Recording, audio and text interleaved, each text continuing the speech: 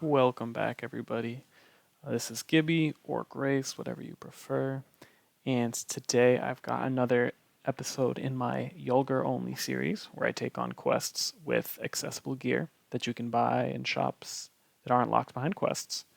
And today we're getting the Essence of Carnage guest from the Burning Solstice. Now, the Essence of Carnage guest is really good for a couple of reasons. One, you can use it to sustain mana really easily and really efficiently if you're a mage. Two, it is a really good melee damage booster guest if you're free to play. It can boost your attacks by more than 25%, so it's really strong. And three, it is the best free to play backlash guest, and backlash is really good for gold farming, among other things. So it has all these great uses, and that's why I want to do this quest for it, so that anyone can see that they can do this quest and get the guest. There's also other stuff in the shop. None of it's too standout. It's all okay. You can use it, you can not use it. It doesn't matter. Essence of Carnage is the real gold in this shop.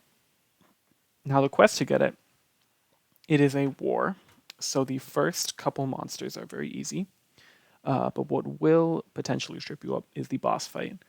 The War-Torn Carnage boss is simply a dark monster, but his mechanic is that every time he hits you successfully, every time he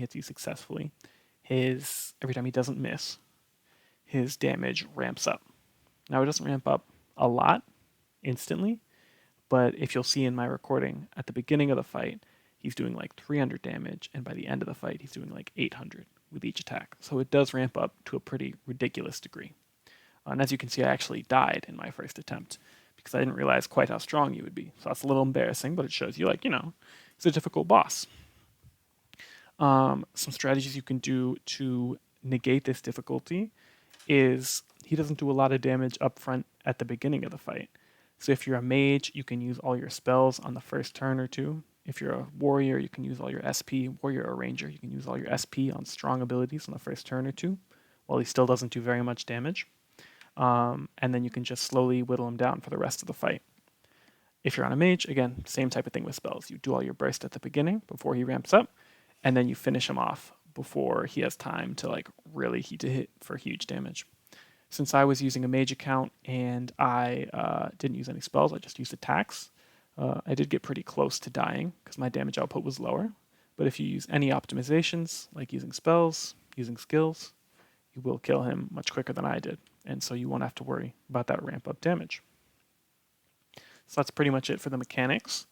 Liquid Courage is a really good misc. If you don't have it, it's from the Haven shop. It's also found in my accessible items video if you can't find it. So you can just look there. But Liquid Courage is really good because it cuts darkness damage in half at high levels. So that's like a lifesaver for this boss because he does hit very hard.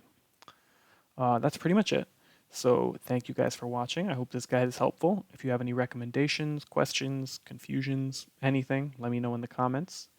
And I'm going to play some lo-fi, and I hope to see you in the next one. Peace and love, guys.